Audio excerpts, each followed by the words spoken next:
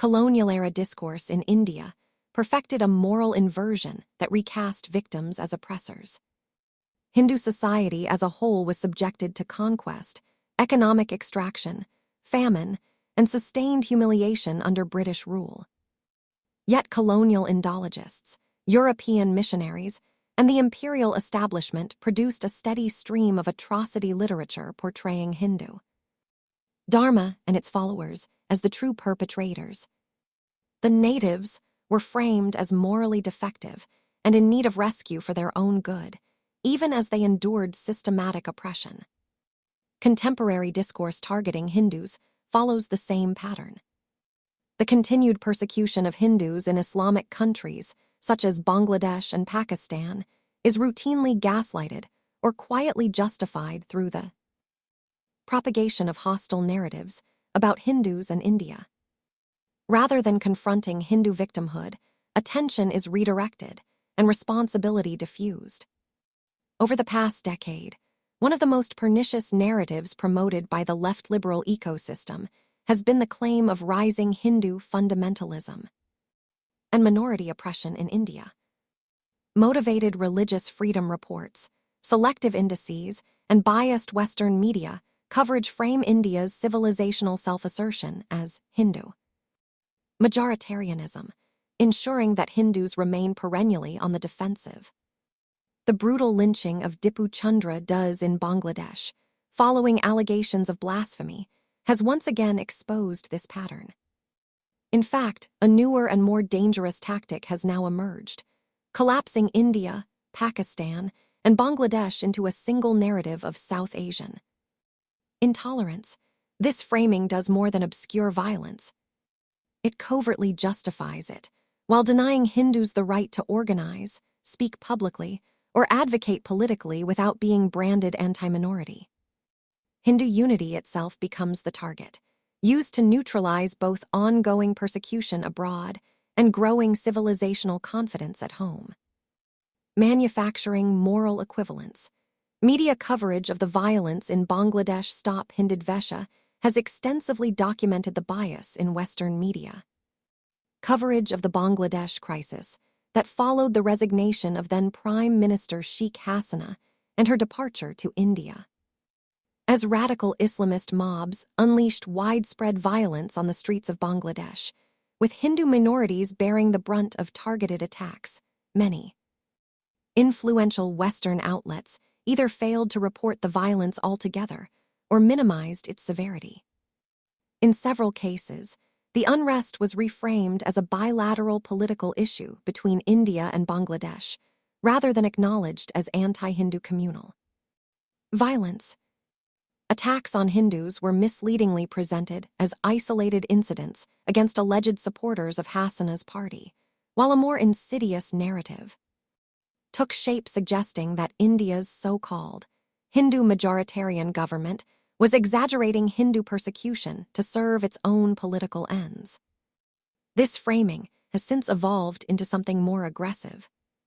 In its coverage of the brutal lynching of Dipu Chandra by a radical Islamist mob, the New York Times described the killing as the latest in a wider pattern of religious intolerance in the South Asia region. By collapsing India's democratic system into the same category as the Islamist-dominated environments of Pakistan and Bangladesh, the report introduced claims that Hindu vigilantes have targeted Muslims and other minorities, particularly over accusations related to beef.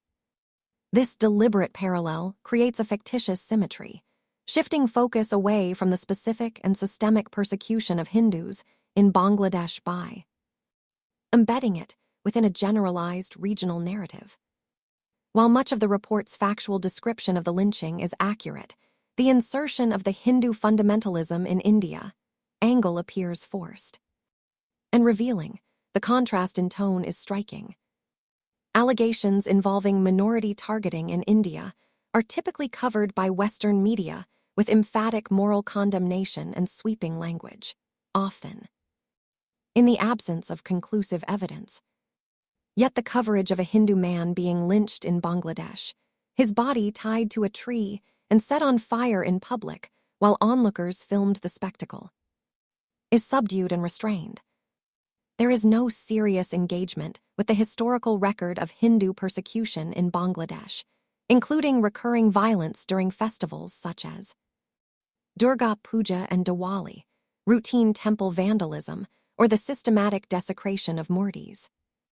The only moment of visible moral urgency in the piece emerges when the focus shifts back to India and alleged cow vigilantism. As a result, the report, despite detailing the immediate crime, ultimately dilutes the gravity of targeted Hindu persecution in Bangladesh. By omitting historical continuity and reframing the violence within a vague, South Asian intolerance construct, it trivializes an ongoing civilizational crisis. A commentary published by the organizer has sharply highlighted this hypocrisy, noting that outlets such as The Washington Post, BBC, CNN, and The Guardian maintained a near-total silence on Dipu Chandra's killing. Even when coverage did occur, it revealed less about the crime itself and more about the ideological blind spots that now shape much of contemporary Western journalism. Deflection and selective silence after Dipu's lynching, as footage of Dipu Chandra's lynching by a radical Islamist mob in Bangladesh circulated on social media. Left-leaning commentators, journalists, and self-described intellectuals in India shifted attention toward alleged atrocities against minorities in India. Instead of engaging with the killing of a Hindu minority member in Bangladesh, they began amplifying claims of rising intolerance within India. The timing was striking. Against the backdrop of increasing reports of Hindu persecution in Bangladesh, this ecosystem remained largely silent on the human rights of Hindu minorities there. Instead, it intensified familiar narrative frames such as cow vigilantism, Hindu majoritarianism, saffron terror, and Hindutva fanaticism. Discussion of violence in Bangladesh was displaced by renewed focus on India as the central site of concern. Several left-leaning activists known for Hinduphobic commentary ignored Dipu's lynching while actively highlighting the torching of a newspaper office in Bangladesh. News of vandalized media offices and harassment of journalists was widely shared, while the public lynching of a Hindu man, recorded and circulated by onlookers, received little to no attention. The contrast in emphasis underscored a broader pattern of selective visibility. At the same time, social media was used to construct a parallel narrative of minority persecution in India, drawing on the Western media template of rising intolerance in South Asia. Hinduphobic commentator Rana Ayub shared a 2024 article of hers published in The Washington Post, writing this on X. Mob lynchings in India, Pakistan, and Bangladesh are not failures of society alone. They are failures of leadership. When those in power legitimize religious fundamentalism, mobs turn executioners. Journalist Saba Naqvi echoed a similar approach, sharing an earlier column published in the Deccan Herald and presenting unrest in Bangladesh as part of a broader South Asian pattern. Her framing placed India, Pakistan, and Bangladesh within a common rubric, while offering no direct engagement with the targeting of Hindus in Bangladesh. The Deccan Herald article, published in August 2024, followed the same template. It raised concerns about the mistreatment of minorities in India, while remaining silent on the radical Islamist ecosystem that has repeatedly targeted Hindu minorities in Bangladesh. The article did not address the fact that minorities in India have held the highest constitutional offices and enjoy extensive legal protections. In the column, Naqvi asserted that Indian Muslims have faced communal violence and discrimination, adding that their safety is ensured because India is not legally a Hindu Rashtra. Far-left academic Apurvanand similarly avoided commenting on anti-Hindu violence in Bangladesh, while expressing concern about rising anti-Bangladesh sentiment in India.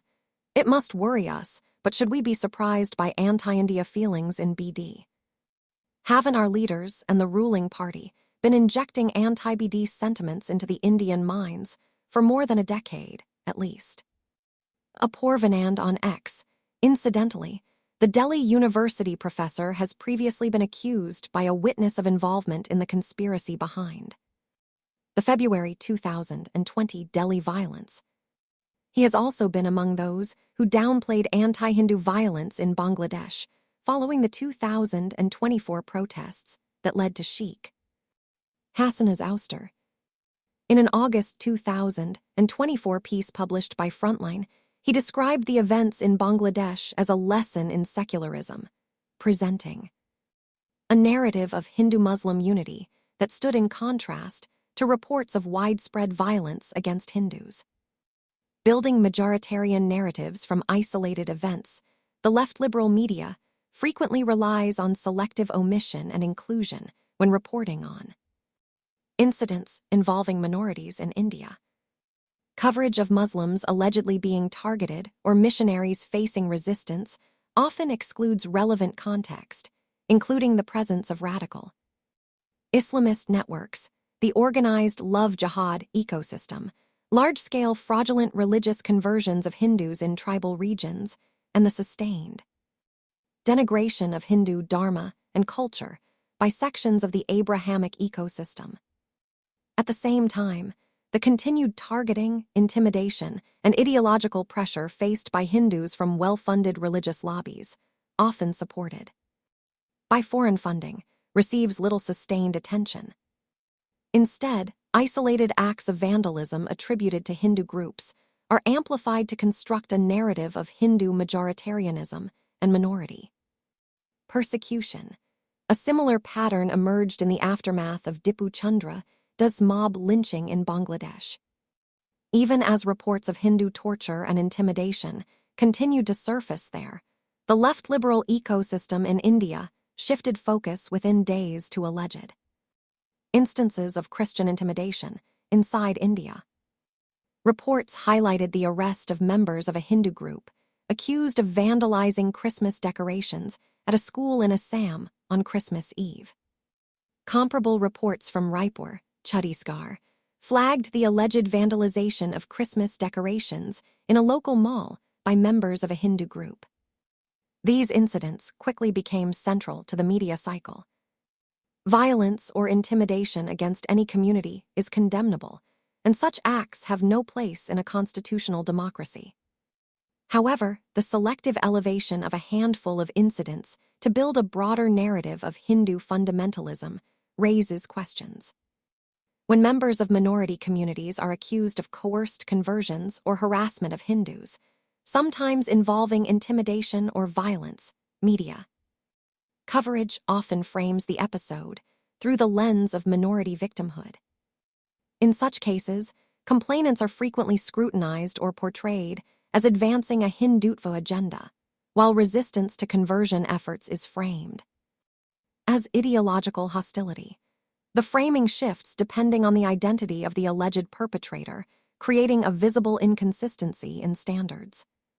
Media reports throughout 2025 repeatedly highlighted a small number of incidents involving vandalized Christmas decorations across different parts of the country, presenting them as evidence of widespread Christian persecution.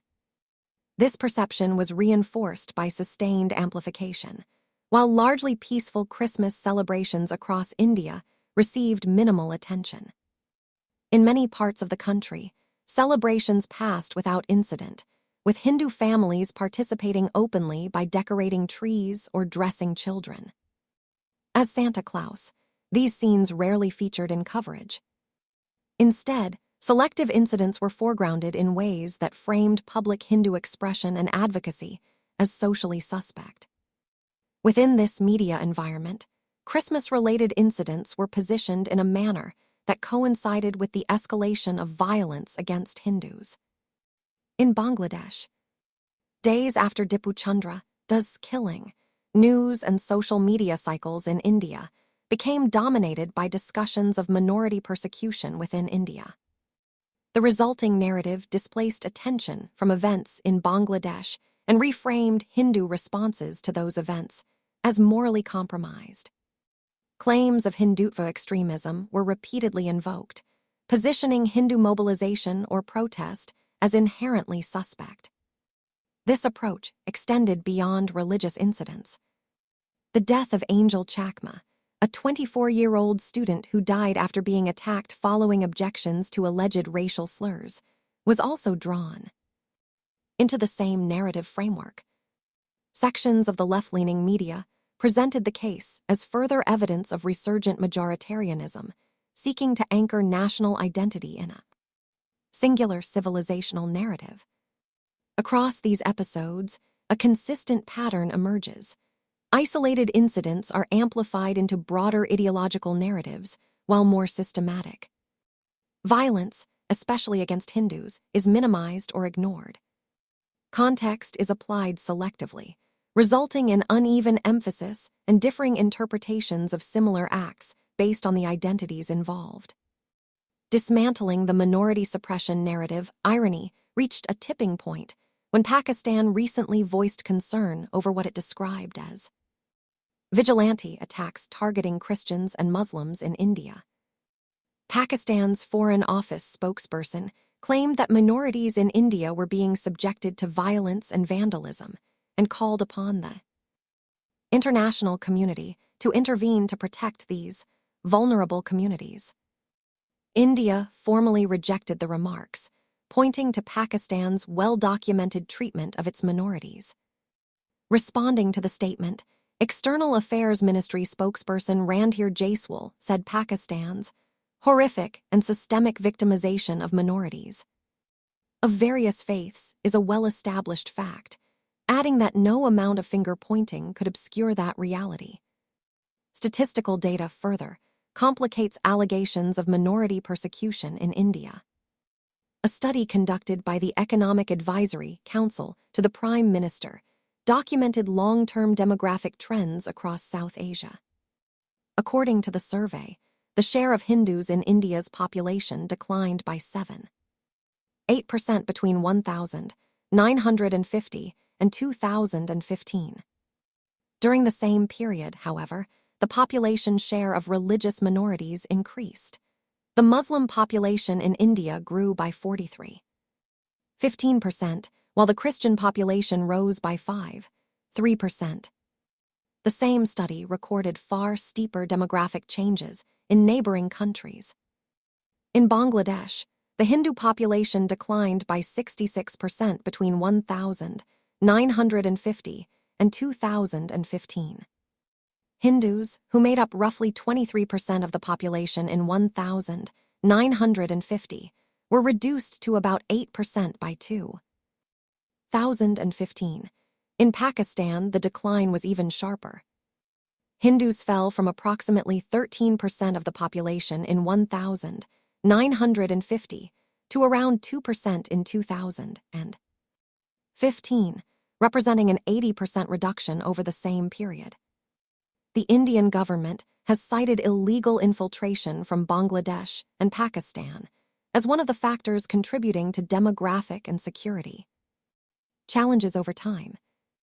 However, sections of the left liberal ecosystem have portrayed government action against illegal immigration as targeting Muslims. These narratives persist even as the Hindu population in India continues to decline and Hindus in Bangladesh face sustained communal violence. Following the ouster of Sheikh Hasina in 2024, reports of attacks on Hindu homes, businesses, and places of worship in Bangladesh have coincided with the continued projection of India as the primary site of minority oppression. Against this backdrop, India finds itself in a security environment shaped by cross-border terrorism, illegal infiltration, and the movement of radicalized individuals from neighboring states. Administrative measures undertaken to address these concerns are frequently interpreted through an ideological lens, recast as attacks on minorities, rather than routine actions tied to border management and internal security. Wrapping up taken together, The episodes examined in this article reveal a consistent pattern in how Hindu persecution in Bangladesh is addressed, or, more often, displaced.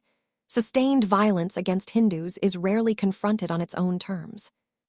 Instead, it is reframed through regional abstractions, moral equivalence, or parallel narratives centered on India, which divert attention from the specific realities faced by Bangladeshi Hindus. Media coverage and activist commentary repeatedly shift focus away from ongoing attacks, while selectively amplifying unrelated or isolated incidents. Elsewhere, in this context, the VHP's demand for urgent United Nations intervention to protect the human rights of Hindus in Bangladesh stands out as one of the few efforts seeking direct accountability. Yet even this call is met with silence or dismissal, while Hindu advocacy is routinely recast as majoritarianism or extremism. The result is a discourse that obscures responsibility, weakens international scrutiny, and narrows the space for legitimate representation of Hindu concerns. As long as such narrative substitution persists, the scale and continuity of anti-Hindu violence in Bangladesh will remain inadequately acknowledged.